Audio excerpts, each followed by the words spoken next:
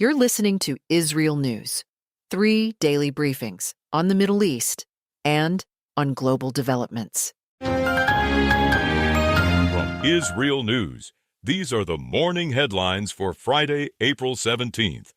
A major development in the region this morning. Iran says the Strait of Hormuz is now fully open to commercial shipping, following the ceasefire now in effect between Israel and Lebanon.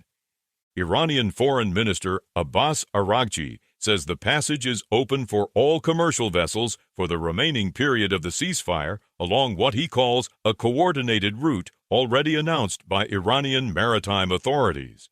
President Donald Trump welcomes the move, saying the strait is open and ready for business. But he also says the U.S. Naval Blockade on Iran itself will remain fully in force until a final deal with Tehran is completed. Trump says most of the points in that agreement have already been discussed and says the process should move quickly. He also claims Iran has agreed to stop enriching uranium and to hand over its highly enriched material to the United States. Iranian officials are sending mixed signals. One Iranian source says if the U.S. naval blockade continues, Tehran will view that as a violation of the ceasefire and could shut the strait again.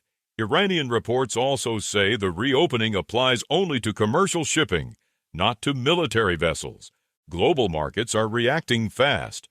Oil prices plunge after Iran's announcement, with crude dropping sharply as fears of a supply disruption ease.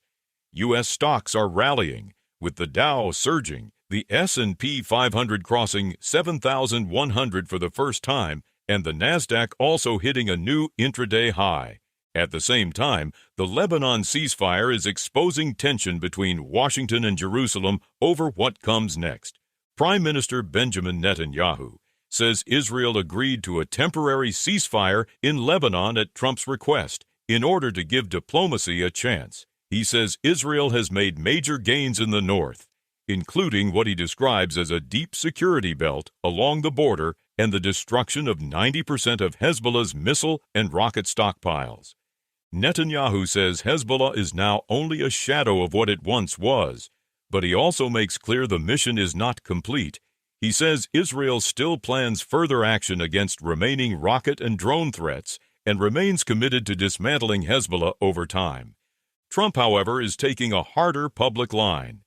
In a series of posts, he says Lebanon is not part of the Iran deal and says the United States has forbidden Israel from bombing Lebanon any further. His message is blunt: enough is enough.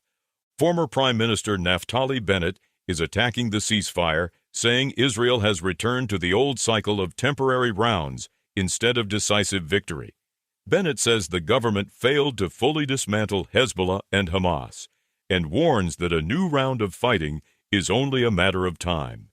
Meanwhile, Trump says a follow-up meeting with Iran could take place as soon as this weekend, possibly in Pakistan. He says there has been substantial progress and suggests he may personally travel to Islamabad if a final deal appears close. He also says the war with Iran is going very well and could end soon, and he is now expressing optimism that the Lebanon ceasefire could eventually open the door to broader talks, possibly even peace. Those are the latest headlines from IsReal News. Follow IsReal News for 3 daily briefings. Fast, factual, and to the point.